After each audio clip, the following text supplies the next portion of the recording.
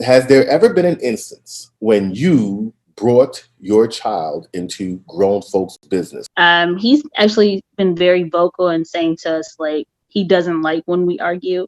I remember when his dad was telling him that he was going to come here for Christmas, this past Christmas, he was telling him that he wanted to have like a family conversation with the both of us because he doesn't want us A to argue. 7-year-old said he wants to have a family conversation with the both. Yeah, that alone just kind of let me know, like, okay, my son can't be the adult, when we as parents are supposed to be the adults. And now, based on kind of like how he responds and how he says things, I know that he's holding us both accountable. Single dad, why you mad? Single dad, why you mad? Single dad, Why are you mad? single dad, why you mad? Single dad, why you mad? Single dad, Why you mad? Single dad, why you mad? Has there ever been an instance when you brought your child into grown folks' business? He's actually been very vocal and saying to us, like, he doesn't like when we argue.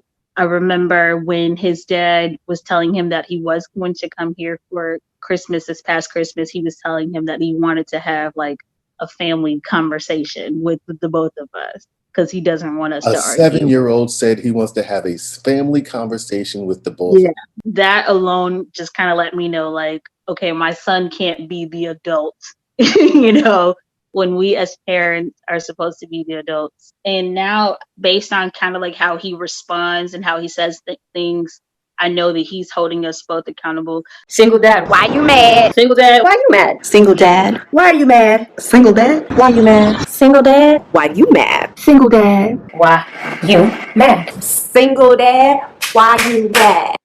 Your shirt says Merry. Merry what? Was it Merry Christmas? Merry Ever After? Merry Ever After. Explain it.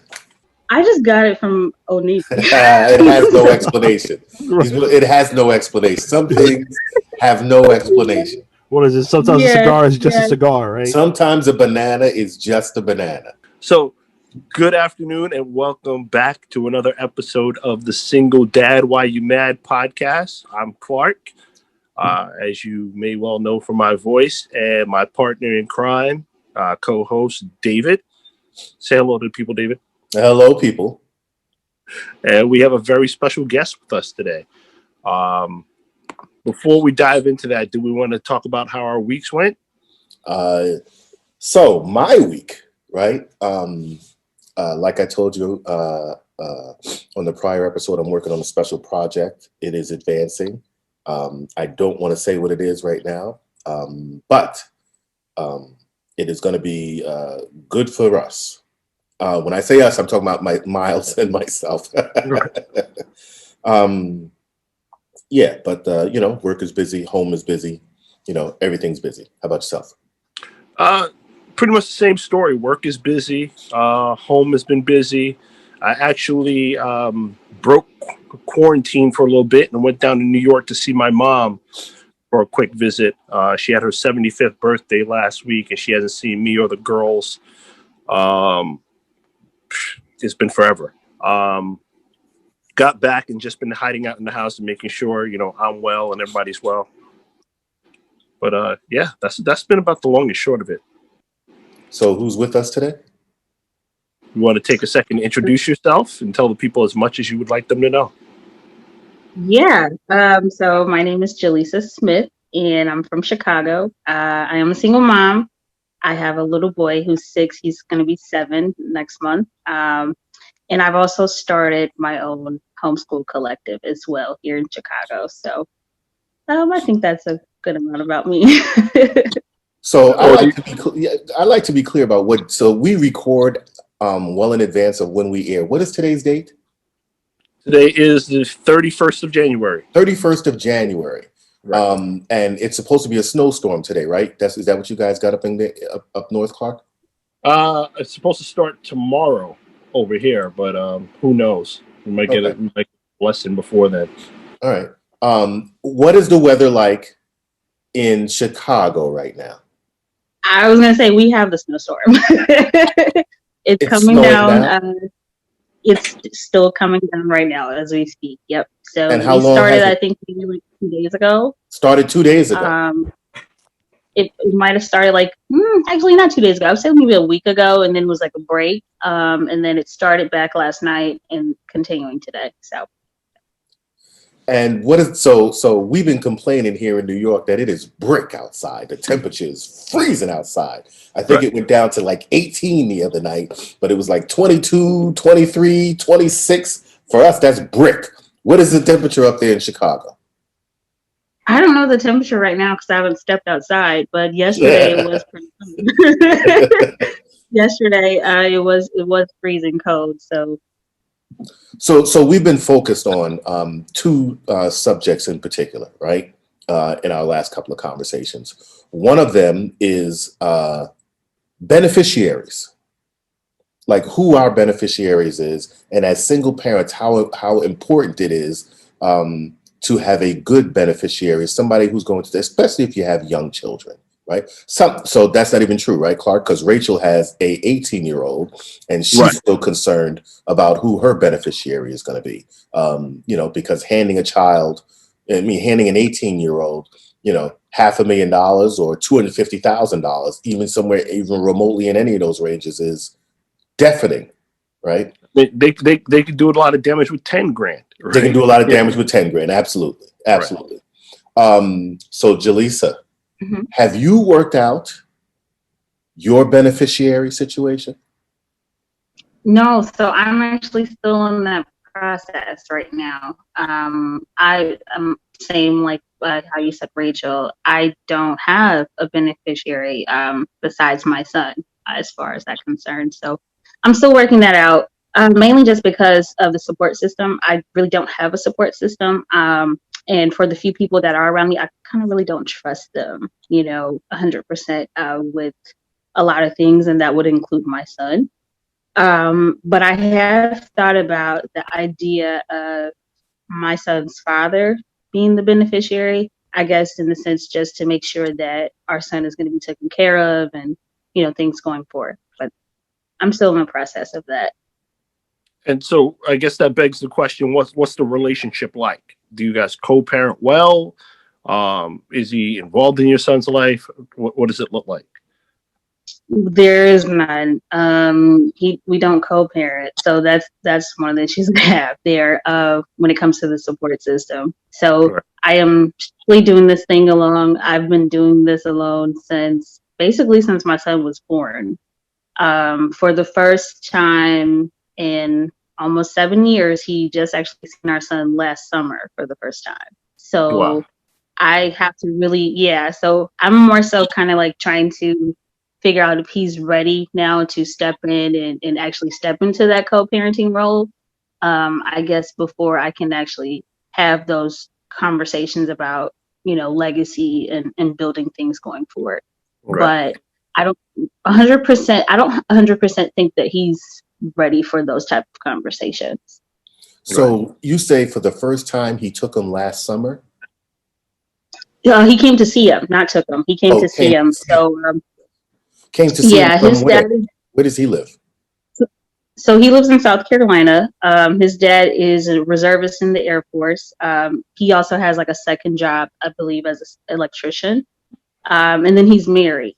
So he married a young lady maybe about 2 years ago, and they are with a child. They have one child and one on the way that should be here any day. But there's been no relationship as far as building a relationship with my son. There's been no co-parenting there, anything of that nature.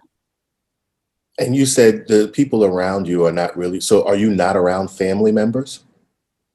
So my mother died when my son was 1 year old. And then my grandmother died 2 months before I had my son. Oh, so wow. That would have been my support system on my maternal side. But that kind of knocked that out. Then I do have two brothers, but they're younger. They're teenagers. One just became a father. So he's about, I think he just turned like 20, 22, 21. There's such a big age gap between us. And then I have another brother who's on his way to college. So, right. Depending on them to do the work of an adult, is kind of hard. right after my grandmother passed, I basically shifted into taking on the responsibility of her household and then becoming a mom. And then, just a couple of months after that, my mother died. So that's kind of how it's been for us the past couple of years. And, So Or for me. I'm sorry, go ahead, Clark. I was just saying. So essentially, it's just you as the mother figure to not only your kids but to your siblings to a certain degree as well. That's exactly what I was No, well, yeah, yes and no.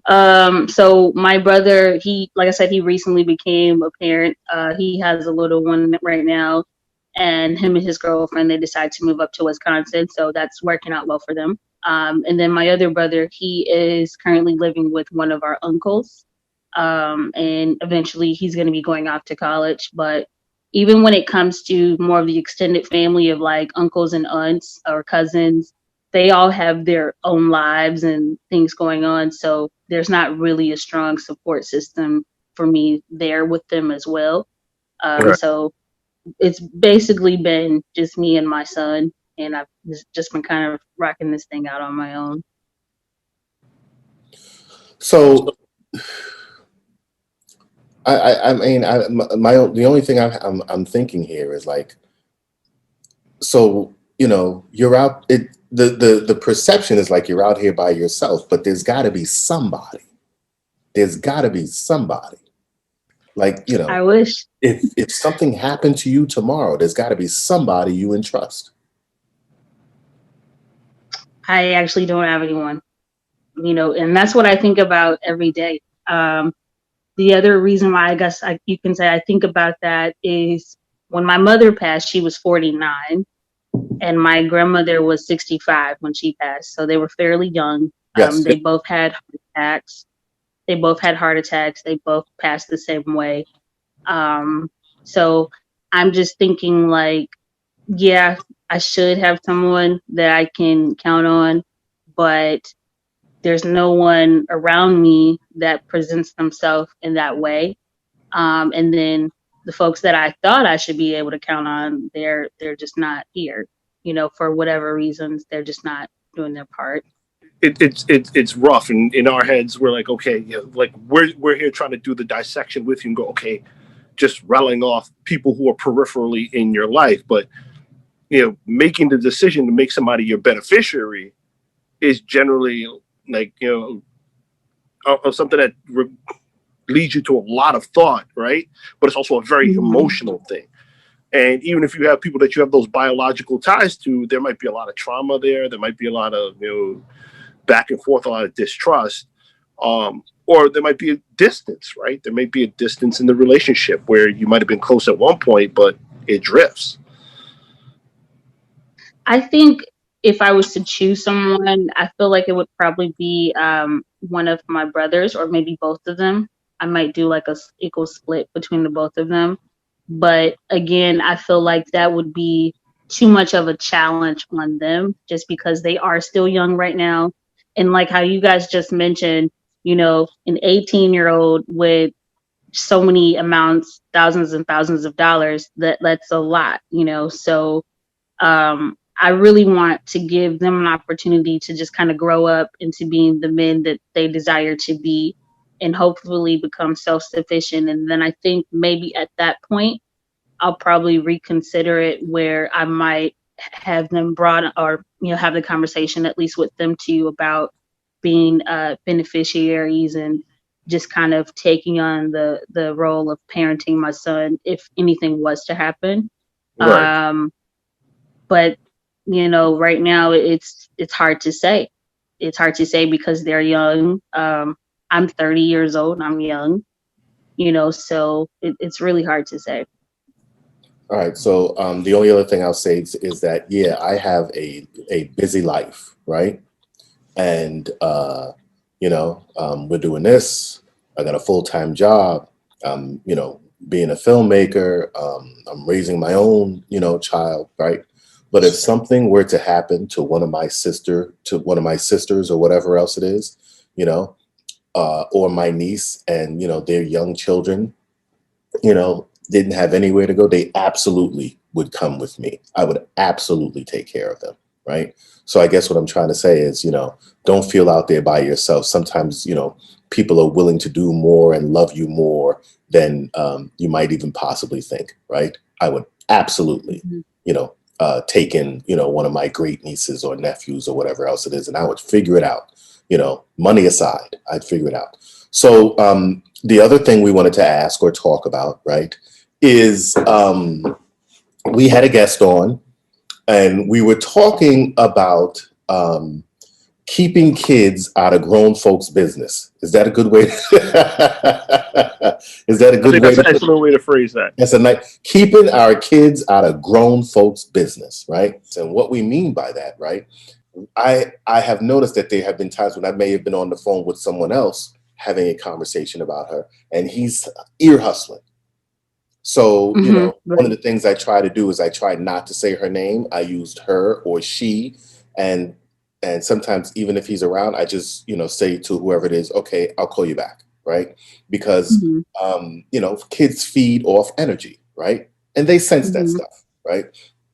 So we were talking about this with our guest, instances where we may have or done, intentionally, unintentionally, subliminally, because we walk around with our hearts on our sleeves, right? Mhm. We feel everything, or everything we feel, it shows in us, right? Has there ever been an instance when you have brought your child into grown folks' business, like maybe expressed um, um, because he's got to ask the question, right? Where's my dad? What's going on with my dad? How come my dad is not around, right? What is your Right. response to that? Right. Yeah, what is your response to that? So when he first, geez, I don't know how I would say it. I'll answer the first part of the question. So, I don't feel like I have intentionally done that. And I don't feel like his dad has intentionally done that either. I think it has happened. I can think of a couple of times where it has happened. Sorry, that's my boy. I can think of a couple of times where it has happened where we have had a disagreement and he has either been like standing or sitting, somewhere close by, um, and whatnot. And I've had the experience of my son kind of ear hustling too. But what I've started to do as of maybe just a couple of months ago is telling him, okay, go upstairs, go in the room, or I just really be mindful and intentional about when I'm going to have a conversation about his dad or with his dad or, things like that. But I feel like maybe unintentionally he has seen that, the arguments between us, but I don't think that it necessarily shapes his opinion of either one of us. He's actually been very vocal in saying to us like he doesn't like when we argue. Um, I remember when his dad was telling him that he was going to come here for Christmas this past Christmas, he was telling him that he wanted to have like a family conversation with the both of us because he doesn't want us A to argue. 7-year-old said he wants to have a family conversation with the both of Yeah, them. God yeah. damn it, I love And it. I love it. yeah, and I was surprised, and I'm sure his dad was surprised too. But that alone just kind of let me know, like, okay, my son can't be the adult, you know, when we as parents are supposed to be the adults. So, um, I just kind of decided a little bit before that again, having conversations with his father, either he has to not be around altogether or just send him to his room or, somewhere else in the household. Um, but unintentionally, I think he has experienced that. So yeah. And unintentionally, I don't mean, when I say unintentionally, I mean, have your emotions sort of like played out in your everyday, activities? Like, I'm pretty sure you have some angers or some frustrations with, your son's father, and that can come out in your energy, not even with you. They used to. So it used to. But again, this was like when my son was, I would say 1, 2, maybe even 3 years old. Um, Honestly, by the time my son turned about 4 or 5, I think I personally began to shift. Like there were certain things that I no longer cared about arguing about, just because I knew that his position, his father's position, was going to be the same every time. I knew that there was going to be uh, just a boatload of disrespect and things like that. So it was certain things I stopped caring about, and for a while, I actually stopped communicating with his dad. Literally, I mean, we went maybe about 2 or 3 years not speaking. And again, the first time we've actually talked since that time period was this past year, this past summer. And who initiated So that? I decided to, just because I felt that, so I decided 2 years ago to stop speaking to him, just because I felt that like he gets very disrespectful. And so like how I was saying before, me having, if I were to have the opportunity to talk to him about something important like insurance and beneficiaries, I know that he's mentally not ready for that conversation. Um, One example I can give you guys is I simply had a conversation with him about, the insurance policies through the Air Force. If he had my son listed as a beneficiary on his and things like that.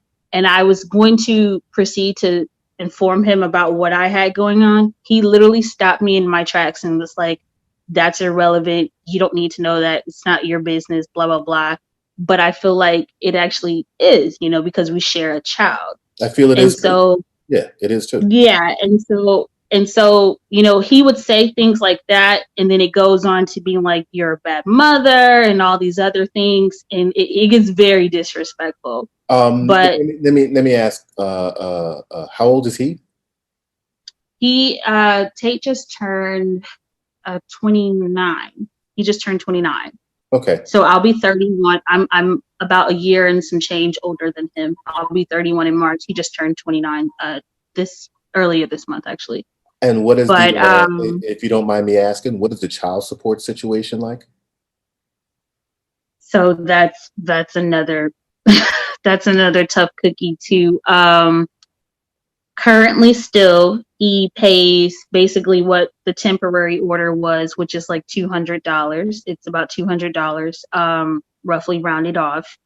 And that's been $200 since what? $200 a month. $200 a month.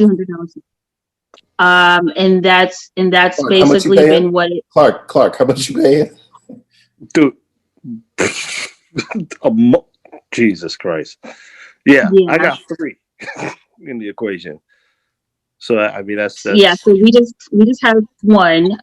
It's $200, and when we initially started out, we started court. I think justice was 2, and that was actually the temporary order. And then I would say maybe when my son turned about 3, they bumped it up to like 2. I think it was like 250 or something like that. But it's still like close to 200. And it's been that ever since. So now his father, as I said before, he's a reservist and he also has another job. He did take about, I would say about roughly a year. He went overseas. And of course, with military, there's like the extra pay when you go overseas and things like that. There's also the extra pay because you have a child. My son has never received any of that. When it comes to the medical insurance, that's been my biggest fight with him. He's never had medical coverage for my son. So just maybe a couple of weeks ago, when I did talk to him, that was an argument we were having. He wanted to talk about like buying my son toys and things. And I felt like he has enough toys. I want you to take care of the business, which is I want him to get the medical coverage. Not saying that I don't have medical coverage for him. I do. And my son also has. But it's expensive, right? It is expensive. Oh yeah, I have it's with Blue Cross coming through my job, so it's very expensive. And I mean that's fine, but I felt like with the Air Force, there's also that security and coverage where my son can go anywhere and get whatever needs to be done. And so that's been my main issue with him since the whole child support case even started. But yeah, So circling back to the grown folks business, you're saying that yes, there's been frustrations, and sometimes you air those frustrations, and it may come out even though you don't want it to come out, or it may express yeah, itself in your energy and your body language or whatever else it is, even when you don't want it to. yeah. I used to, but now that Justice is like, you know, 6, 7 years old. As I said before, when my son's turned about 4, I kind of shifted just because I felt like I don't want to keep having the same conversations with the same person who's not growing, right? And then he's also showing that he really doesn't care about being a parent one way or the other. He doesn't care. So that's when I decided to really just stop communicating. When my son was about 4, I decided to stop communicating, and I would say maybe about 2 years, there was no conversations. Now what I do allow is if my son has wanted to contact his father, anytime he's wanted to call him or FaceTime, I've allowed that, but I have not intervened in their conversations. So even And even during the time when you and he were not speaking for 2 years, he was still I communicating allowed back. them to. Yeah. Yep. And So what's the I've always. oh, go ahead. I'm sorry. Oh, I was just going to say, I've always allowed that. So my son is actually, these little kids today, they're really smart. So Justice has known how to actually use a phone since he was about 2. And I've let him, call him. I've let him FaceTime him whenever he wants. Whenever he wants, I don't mind. I don't care. And I don't sit in for their conversations to like supervise or anything.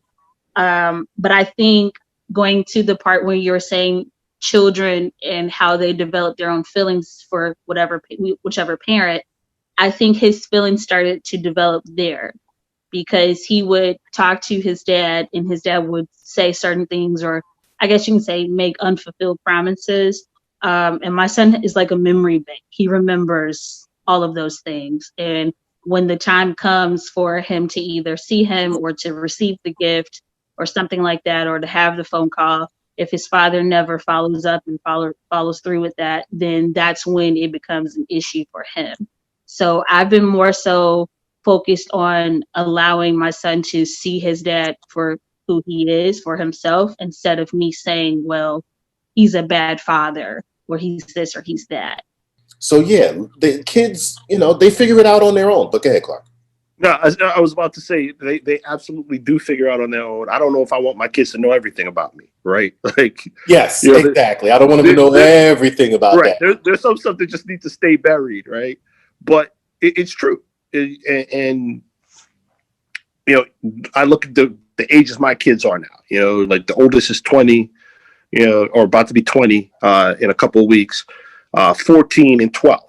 So they're of the ages where they're observing and they're starting to form opinions on their own. And there's absolutely stuff that I do that they're like, "Hey, yo, Dad, you ever notice you do A, B, C, or D, or like they peep the way I move, and they peep the way their mom moves, and I'm sure when they're at her house, they absolutely go, yo, this man is driving me nuts because of these things, and then they have their little circle of complaint, but they form their opinions, and it's based off of the stuff that you do or you left undone. And at some point, they will tell you their opinion about you. Oh yeah, and whether you ask them to or not. I always tell people, if I ever want to know what a piece of shit I am, I'll ask my mom or my ex-wife, and I'm sure my daughters will chime in too. At some point. All right.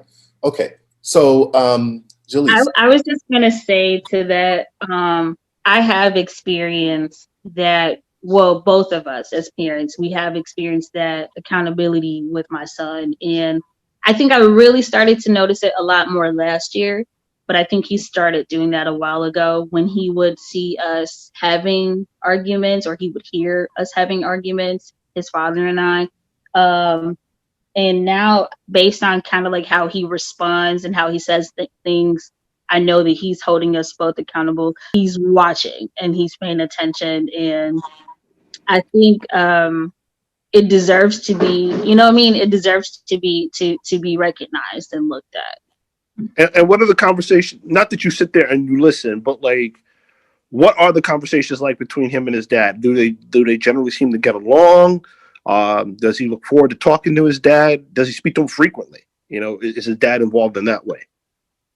So it's not frequent. My son initiates the conversations. All of them have been initiated by my son. His dad doesn't call him; he calls him. You know, my son calls his father.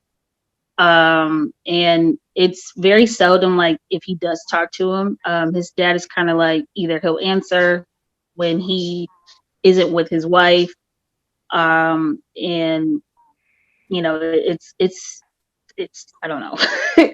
It's hard to really say, but they're not frequent. For the most part, Justice is always looking forward to talk to him, but I think when the conversation happens and if there's a portion in there where he gets upset, I notice that he's not interested in talking to his father anymore.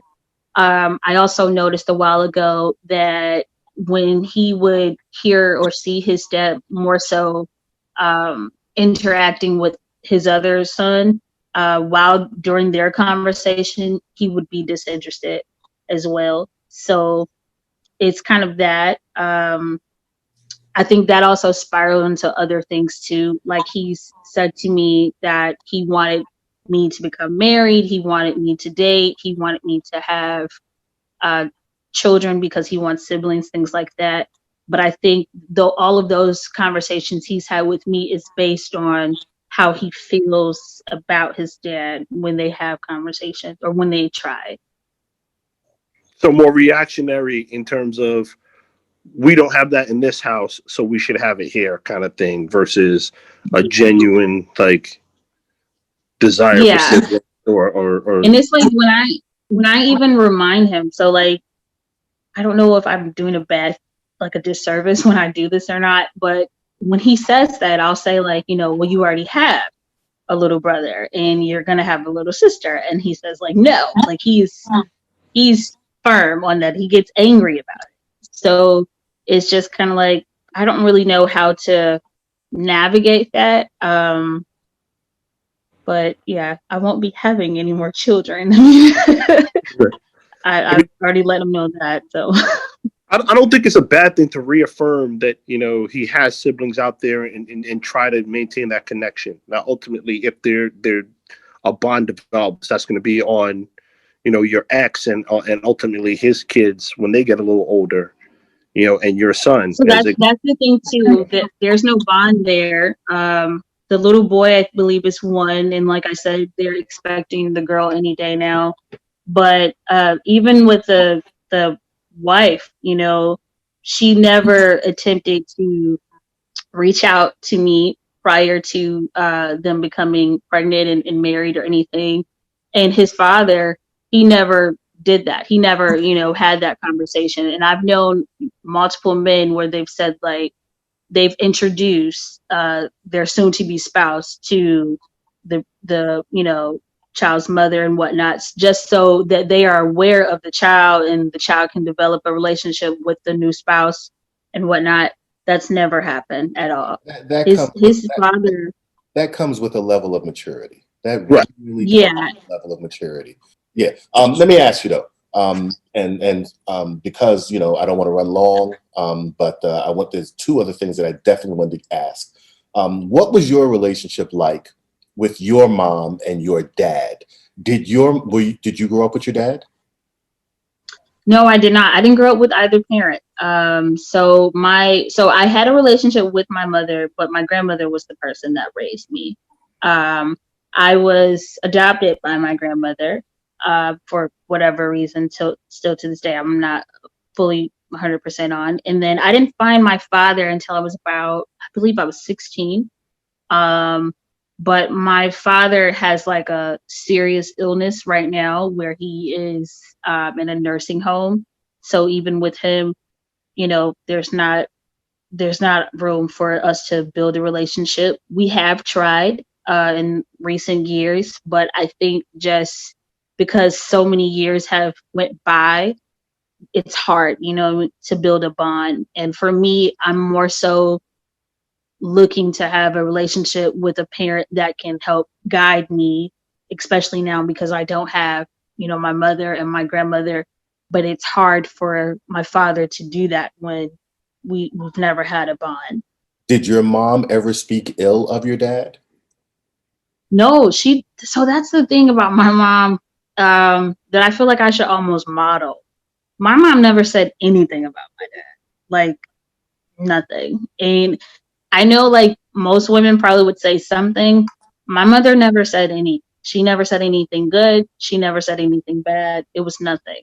When I would ask questions, what she would do was kind of like redirect the conversation to something else.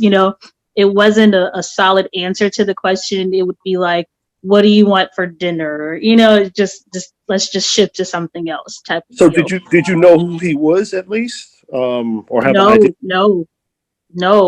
no. My grandmother and I had to go on the search. My grandmother, of course, knew who my dad was, but she didn't know like what was the track history or the after effects and things like that of after I was born. She didn't know like why my parents broke up. So she reached out to another family member of mine who was helpful in helping to find my dad. And that's how I ended up finding him.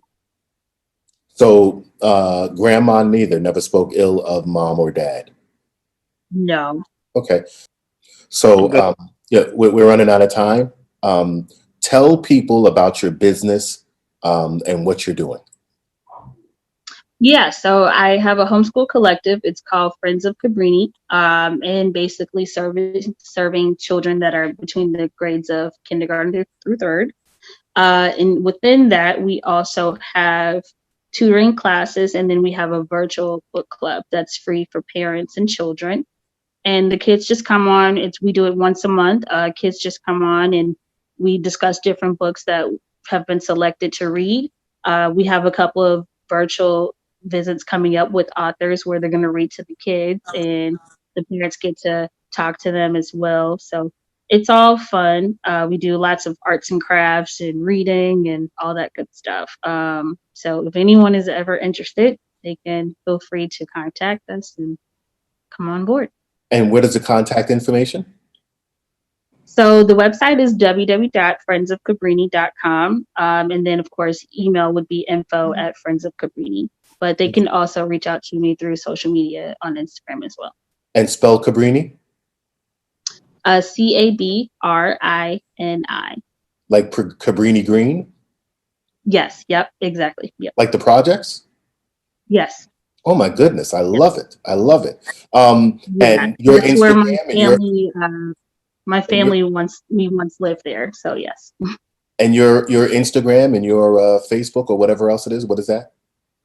So I have Instagram. It's Hey MsSmith. So literally, Hey MsSmith. They can hit me there. Okay. All right, David, let's wrap this up. What's our call to action? I'm going to try to do it the way Clark does it. Ladies. You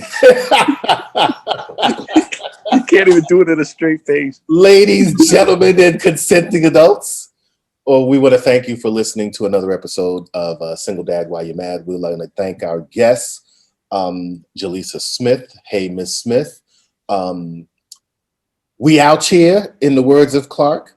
You can catch us on Spotify and Instagram and whatever social media you're looking for, as well as whatever podcast platforms you're looking for. Clark, anything you want to add?